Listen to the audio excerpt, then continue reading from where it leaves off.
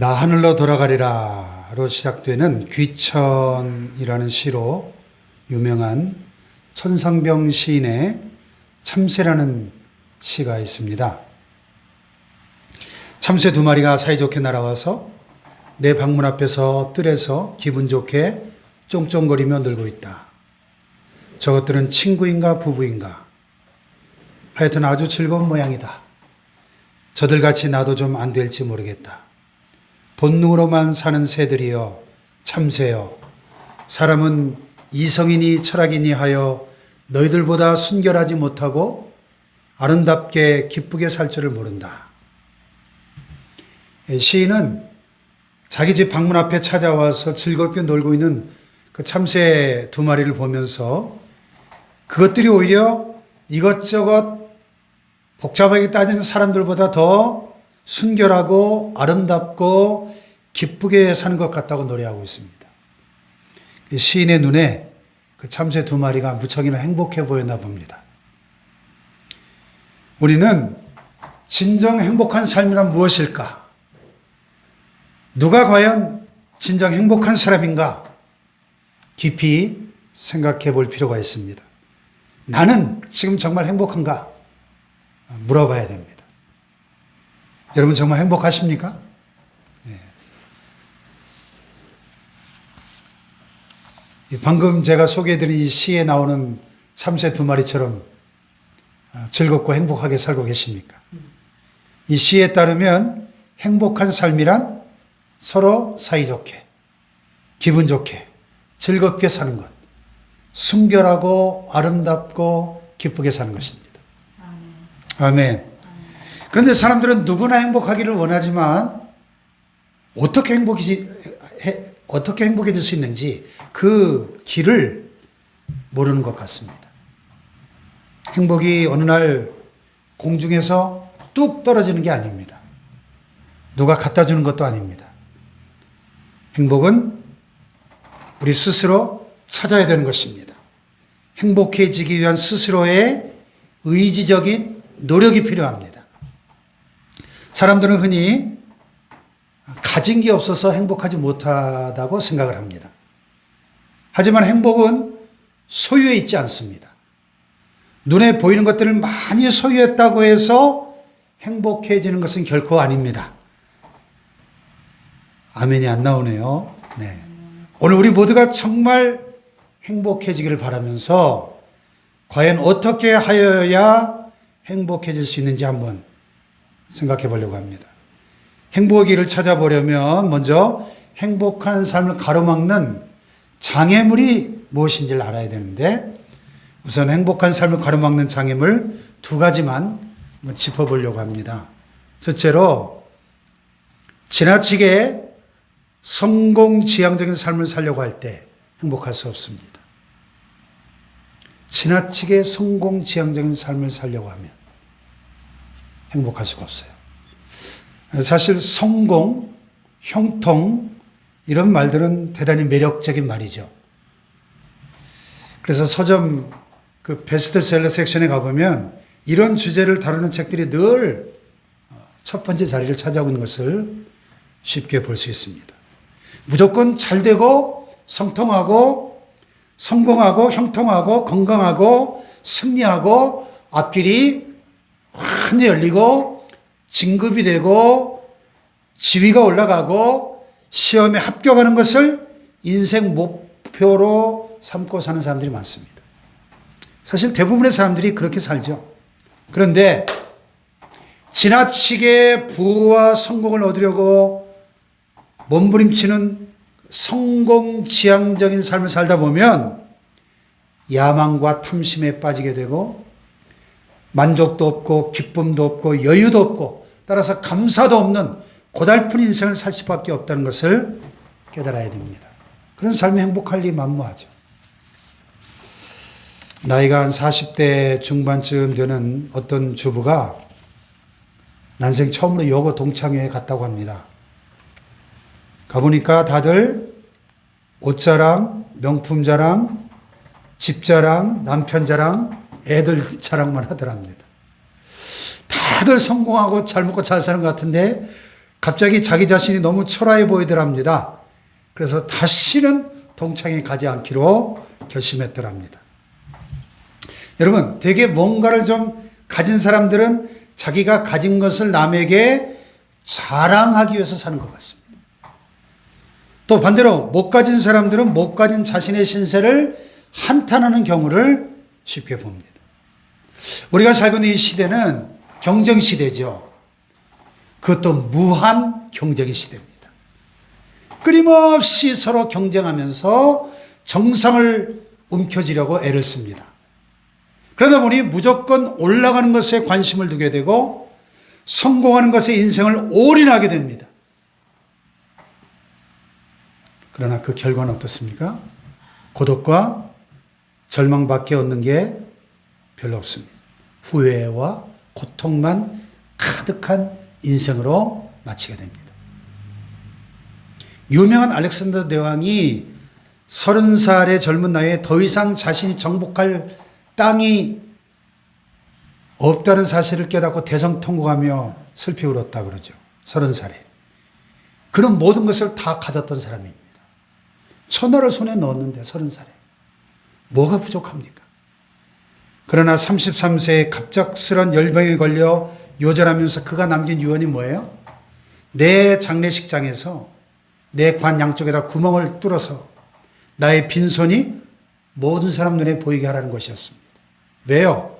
천하의 알렉산더도 죽을 때는 아무것도 가지고 가지 못하고 빈손으로 갔다는 사실을 모든 사람이 보게 하라는 유언을 남기고 죽었어요.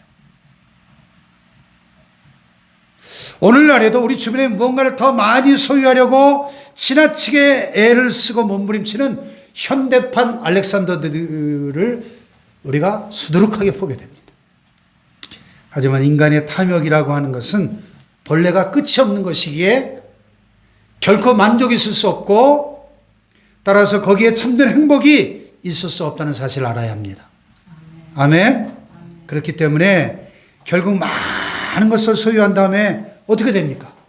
마치 브레이크가 고장난 자동차처럼 향락과 방탕에 질주하다가 마지막에 비참하게 되는 그런 경우를 비일비재하게 보게 됩니다. 잠언에 보니까 부자의 재산은 그의 견고한 성이 되니 그는 그것을 아무도 못 오를 높은 성벽처럼 여긴다 그랬습니다. 근데 오늘 현대인들은 아무리 높은 성벽이라도 기어코 기어 올라가려고 정복하려고 합니다. 그런데 사는 게 얼마나 힘들겠습니까?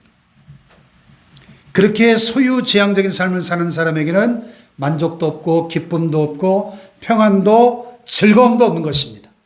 무엇인가를 잔뜩 움켜쥐려고 더 큰 성공을 거두려고 계속 애를 쓰는 성공지향적인 사람도 결코 행복에 도달할 수 없다 하는 사실을 우리는 깨달아야 되겠습니다. 아멘.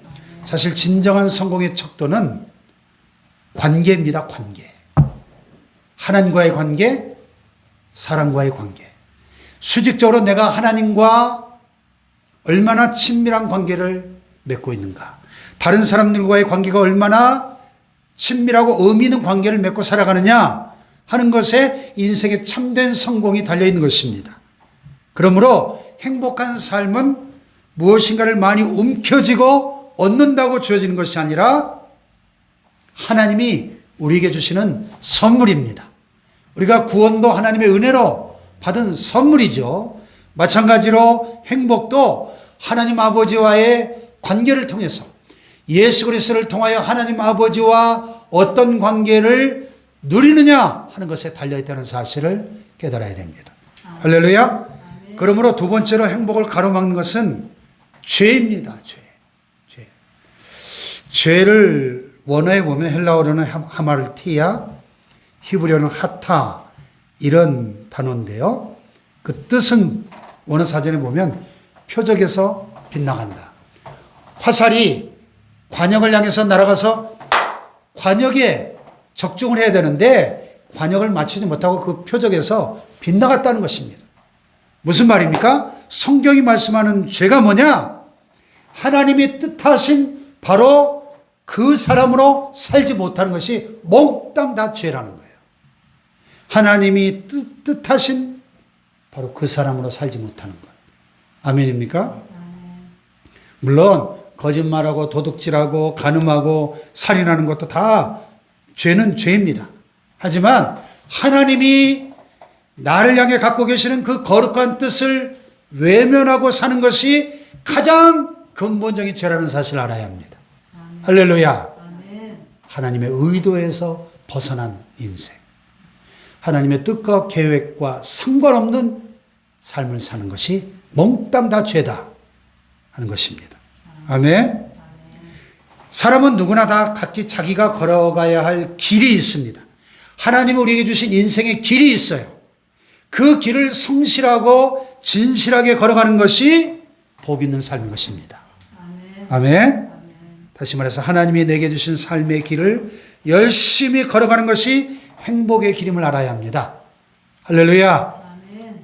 자, 오늘 본문 1절 5절에 보면 죄에 대해서 말씀하고 있거든요. 좀 더 구체적으로 죄를 용서함 받은 자의 진정한 행복에 대해서 말씀하고 있습니다. 자, 1절과 2절을 한번 볼까요? 1, 2절 시작. 마음에 간사함이 없고 여호와께 정죄를 당하지 아니하는 자는 복이 있도다. 아멘. 자, 여기 보니까 복이 있도다, 복이 있도다가 두 번 반복되면서 강조되고 있죠. 현대어 성경을 보니까 감탄문 형태의 도치구문으로 번역을 해서 그 의미가 더 강조되고 있습니다. 이렇게 되어 있어요. 얼마나 복되냐. 허물을 용서받은 이들은, 죄지었으나 다시 가리움을 받은 이들은. 얼마나 복되랴. 마음이 간사하지 않고 여호와께서 죄를 묻지 않는 이들은. 이렇게 번역을 하고 있어요.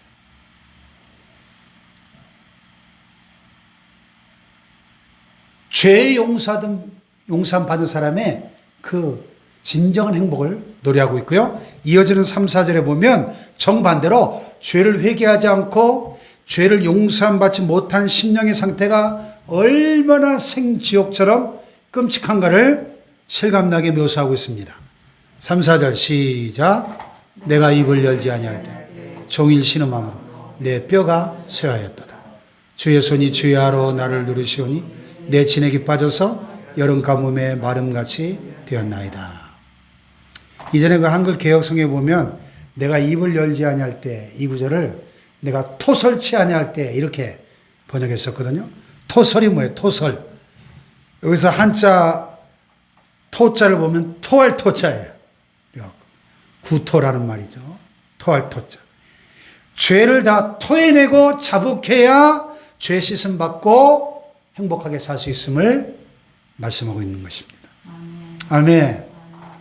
지난 주간에 제가 컨디션 조절을 잘 못해가지고 급체하고 막 토하면서 한 이틀 고생을 했는데요. 체하면 꼭 그 무슨 배멀미 심하게 할 때처럼 머리가 빙빙 돌고 어지럽고 구토가 나면서 정말 괴롭죠. 그때 막 억지로라도 화장실에 가서 막 토해버리면 속이 좀 뻥 뚫리는 것처럼 좀 머리도 좀 맑아지고 시원해지는 것을 느낍니다. 그때마다 저는 이 시편 9절이 생각이 나요. 내가 토설치 아니할 때 종일 신음함으로 내 뼈가 쇠하였도다. 주의 손이 주야로 나를 누르시오니 내 진액이 빠져서 여름 가뭄에 마름같이 되었나이다. 우리가 죄를 그냥 가진 상태로는 절대로 행복할 수 없다는 것입니다. 억지로라도 다 토해내야 되는 것입니다. 죄를 토해내지 않으면, 고백하지 않으면 죄는 그대로 남아있기 때문이죠. 그러나 우리가 우리 죄를 고백하는 순간, 토해내는 순간 죄의 그 억압으로부터 벗어나게 되는 것입니다. 우리 영혼이 건강을 되찾게 된 것입니다. 아멘. 할렐루야. 아멘. 만약 우리가 우리 죄를 자백하면 그럼 미쁘시고 의로우사 우리 죄를 사하시며 모든 불의에서 우리를 깨끗하게 하실 것이요. 요한에서 1장 9절에 약속합니다. 할렐루야. 아멘. 죄는 과거에 지은 죄가 있고 현재의 죄가 있고 또 미래에 지을 수 있는 죄가 있습니다. 근데 과거에 우리가 잘못했던 거, 실패했던 일, 또 분별 없이 생각하고 행동했던 그런 죄들이 마치 영화 필름처럼 쫙 파노라마로 펼쳐질 때가 있습니다. 참 그럴 때마다 우리는 그 죄의식과 죄책감에 시달리게 되죠. 로마서 8장 1절에 보니까 그런즉 이제 그리스도 예수 안에 있는 자에게는 결코 정죄함이 없나니 이는 그리스도 예수 안에 있는 생명의 성령의 법이 죄와 사망에서 우리를 해방하였다 이렇게 말씀합니다. 할렐루야. 그런데 우리가 이렇게 죄책감과 정죄의식에 시달릴 때는 사실 그 과거에 저질렀던 모든 죄를 생각해 보면 그 말씀을 받아들이기가 어려울 경우가 있습니다. 근데 여러분 우리가 깨달아야 될 것은 하나님은 죄를 용서하시는 분이라고 하는 사실입니다. 따라서 우리가 죄를 진실로 고백하고 회개했다면 죄를 용서받은 사실을 믿어야 하는 것입니다. 그래야 죄책감에서 자유로워질 수 있는 것이죠. 할렐루야. 과거의 죄든 현재의 죄든 죄를 진실로 고백해야 됩니다. 그리고 미래의 모든 것들을 하나님께 맡겨야 되는 것입니다. 그때 우리는 안심하며 살 수 있는 것이죠. 할렐루야. 시편 103편 10절에 보면 하나님은 우리의 죄를 지은 그대로 갚지 않으시고 우리의 잘못을 저지른 그대로 갚지 않으신다 하는 말씀이 나옵니다. 스가랴 13장 1절에 그날의 죄와 더러움을 씻는 셈이 다윗의 족속과 예루살렘 주민을 위하여 열리리라. 예수 그리스도의 그 보혈의 셈이, 죄와 더러움을 씻는 보혈의 셈이 우리를 위하여 활짝 열린 줄로 믿습니다. 아멘. 미래를 염려하는 사람들에게 주님은 내가 내일 일을 위하여 염려하지 말라. 내일은 내일이 염려할 것이요 한날의 괴로움은 그날로 족하니라. 할렐루야. 그래서 이 데이빗 아우구스버그라는 분이 이런 멋진 말을 했더라고요.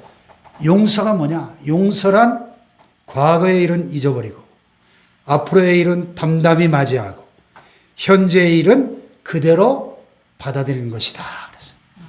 한번 따라해 볼까요? 용서란 과거의 일은 잊어버리고 앞으로의 일은 담담히 맞아들이고 현재의 일은 그대로 받아들이는 것이다. 아멘. 이렇게 되게 해달라고 하나님께 부르짖어 기도할 수 있길 바랍니다. 그리고 모든 것을 하나님께 맡겨야 합니다.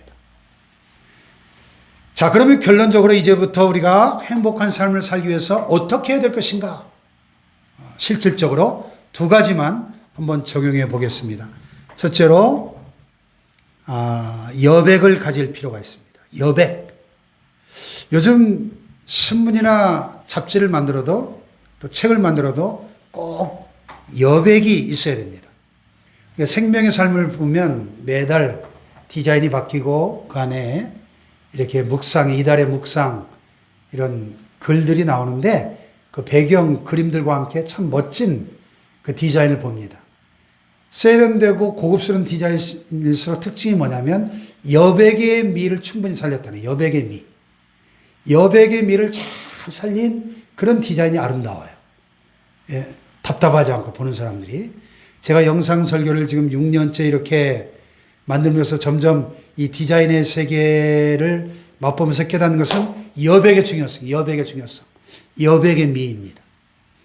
요즘에는 극장을 만들어도 앞자리, 옆자리 사이에 넉넉한 공간을 확보해야 관객들이 많이 온답니다. 좌석수가 좀 줄어들더라도 휴식 공간이 넓어야 극장이 잘 된대요. 꽉 찬 건 너무 피곤하고 힘들게 느껴지기 때문이죠. 특히나 요즘 같은 코로나 시국에 더 그렇다는 것이죠. 사람들은 여백을 필요로 하고 있습니다. 비어있는 공간, 또 쉴 틈이 있어야 된다는 것이죠. 그래서 정신없이 바쁘게만 살지 말고 때로는 혼자만의 조용한 시간을 갖고 내가 어디에서 출발했고 지금 어디쯤 와 있는지 생각해 볼 필요가 있다는 것입니다. 또 지금까지의 인생을 되짚어 보면서 한 템포 쉬어가는 삶이 필요하다는 것입니다. 사람들은 누구나 더 많이 가지고 더 높은 자리에 올라가고 더 크게 성공하기를 바랍니다. 하지만 잠시 발길을 멈추고 자신을 돌아보는 일이 매우 중요하다 하는 사실입니다. 아멘. 어떤 회사의 고위 간부가 갑자기 병이 들어서 수술을 받게 되었습니다. 3주일 동안 병실에 누워 있으면서 지난날의 자신의 삶을 되돌아보게 되었습니다. 더 높은 자리로 승진하고 더 많은 돈을 벌기 위해서 애를 쓰고 일과 후에 집에까지 일감을 가지고 와서 밤늦게까지 일을 해야 했던 삶을 돌아본 거죠. 병석에 누워 있으면서 비로소 그는 이제까지 미처 생각하지 못했던 인생의 본질에 대해서, 영적인 세계에 대해서, 영원한 세계에 대해서 눈뜨기 시작했습니다. 하나님께서 그로 하여금 잠깐 멈춰서서 자신을 돌아볼 수 있는 기회를 주셨다고 생각되었기에 그것을 오히려 감사하게 되었다는 것입니다. 할렐루야. 우리 영혼이 새로워지기 위해서는 우리의 육적인 자아가 죽어야 합니다. 루미의 사랑 노래 가운데 죽어라 이런 시가 있어요. 시 제목이 죽어라예요. 참 시 한 구절이 인상적인데요. 죽어라 죽어라 이 사랑 안에서 죽어라. 너 만일 이 사랑 안에서 죽는다면 영혼이 새로워지리니 죽어라 죽어라 속된 관심의 잡담과 시끄러운 소리에 대하여 죽어라. 사랑의 침묵 속에서 생명의 불꽃을 발견하리니. 할렐루야. 아멘. 나의 옛사람이 예수님과 함께 십자가에 못 박혀 죽었다고 바울은 고백했습니다.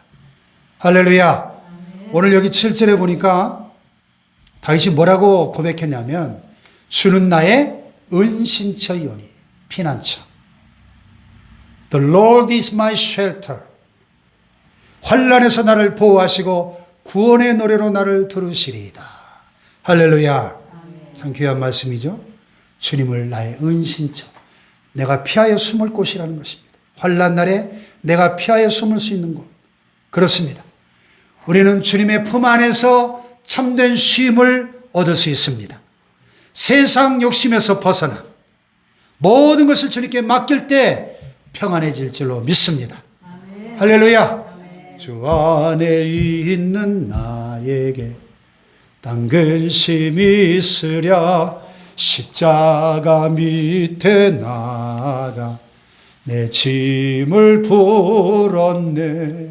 주님을 찬송하면서 할렐루야 할렐루야 내 앞길 멀고 험해도 나 주님만 따라가리.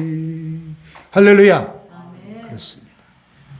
주 안에 있으면 그것이 바로 쉼터요 안식처요 피난처인 줄로 믿습니다. 아멘.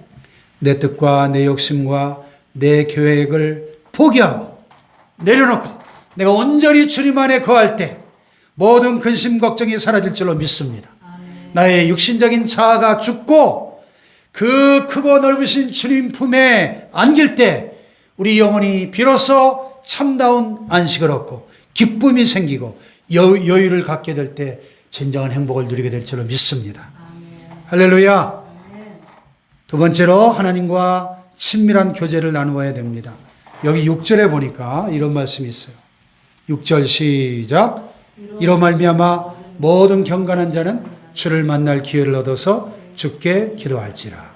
진실로 홍수가 범람할지라도 그에게 미치지 못하리이다. 아멘. 여기 보니까 기도를 뭐라고 설명합니까? 주를 만날 기회를 얻는 것이라고 설명하고 있습니다. 주를 만날 기회를 얻는 것. 아멘. 그렇습니다. 기도는 주님과의 만남이죠. 우리가 세상에서 아무리 훌륭하고 높은 사람을 대단한 인물을 만난다 해도 주님을 만나는 것과 비교할 수 없습니다. 주님을 만나는 것보다 더 큰 행복은 세상에 없습니다. 아멘. 할렐루야. 아멘. 날마다 기도로 주님과 친밀하게 만나서 교제하는 대화의 관계를 맺고 살아가야 될 줄로 믿습니다. 아멘. 할렐루야. 아멘. 시편 42편 1절에 보면 시편 기자가 이런 고백을 하죠. 하나님이여 사슴이 시냇물을 찾기에 갈급함 같이 내 영혼이 주를 찾기에 갈급하나이다. 내 영혼이 하나님 곧 생존하시는 하나님을 갈망하나니 내가 어느 때에 나가서 하나님을 배울꼬. 아멘. 팔레스타인 지역에 우기가 끝나고 긴 건기가 시작이 되면 이 사슴들이 마실 물을 찾기가 점점 힘들어집니다. 그러면 이 목이 마른 사슴이 시냇물을 찾아서 그 험한 광야와 산과 들을 헤매면서 막 헐떡거리는데 마실 물을 찾기까지 결코 포기하지 않고 중단하지 않고 생명을 걸고 막 떼굴떼굴 구르면서 물을 찾는 그 사슴의 모습을 보면서 이 시편 기자가 하나님, 내가 저 목마른 사슴이 시냇물을 찾기에 갈급한 것처럼 헐떡이는 것처럼 내 영혼이 하나님을 찾기에 갈급하나이다. 아멘. 나는 그렇게 하나님을 갈망합니다. 아멘. 노래하고 있는 거예요. 할렐루야. 아멘. 우리에게도 이러한 갈망이 불릴듯이 일어나기를 주님의 이름으로 축복합니다. 아멘. 시편 73편 28절에 보면 하나님께 가까이함이 내게 복이라 그랬습니다. 여러분, 무엇이 복입니까? 인생의 행복이 어디에 있습니까? 하나님께 가까이함이 내게 복이라. 할렐루야. 아멘. 예수님은 33년이라고 하는 비교적 길지 않은 짧은 인생을 사셨습니다. 그런데 하나님 아버지와의 친밀한 관계 가운데 사셨습니다. 그러기에 광야같이 이 험한 세상 사시면서 늘 충만한 행복과 기쁨과 평안을 누리며 사셨습니다. 아버지 하나님 안에서 늘 아버지와 친밀한 교제를 나누며 사셨기에 행복할 수 있었던 겁니다. 할렐루야. 요한복음 14장 10절에 보니까 나는 아버지 안에 있고 아버지는 내 안에 계신 것을 내가 믿지 아니하느냐. 내가 내게 이르는 말이 스스로 하는 것이 아니라 아버지께서 내 안에 계셔 그의 일을 하시는 것이라. 할렐루야. 아멘. 얼마나 친밀하고 가까운 관계입니까? 나는 아버지 안에, 아버지는 내 안에. 할렐루야. 아멘. 그렇게 우리가 주님과 나는 주님 안에, 주님은 내 안에 친밀한 관계에 있을 때 주님이 선물로 주시는 행복을 은혜로, 은사로 누리게 될 줄로 믿습니다. 아멘. 그러므로 행복한 삶은 선물이에요. 주님이 거저 주시는 것입니다. 그 안에 기쁨이 있고 평안이 있고 안식이 있고 사랑과 지혜와 영적으로 풍요로운 삶이 있는 줄로 믿습니다. 아멘. 오직 주 안에 있을 때만 가능한 것입니다. 그러므로 주님 안에 온전히 거하며 날마다 주님과 친밀한 교제의 삶을 통해 행복을 누리시기를 주님의 이름으로 축복합니다. 아멘. 기억합시다. 행복의 파랑새는 멀리 있는 게 아니라 가까이 있습니다. 밖에서 행복을 찾지 말고 주님 안에서 날마다 행복을 찾으시기를 축복합니다. 아멘. 하나님의 나라는 먹는 것과 마시는 것이 아니요 오직 성령 안에서 의와 평강과 희락이다. 로마서 14장 17절. 하나님의 나라가 천국이 성령 안에서 의와 평강과 기쁨을 날마다 누리는 삶에 있다는 것입니다. 할렐루야. 아멘. 이렇게 사는 사람이 행복한 사람입니다. 주님과 깊이 교제하며 충만한 행복을 누리시기를 주님의 이름으로 축원합니다. 할렐루야.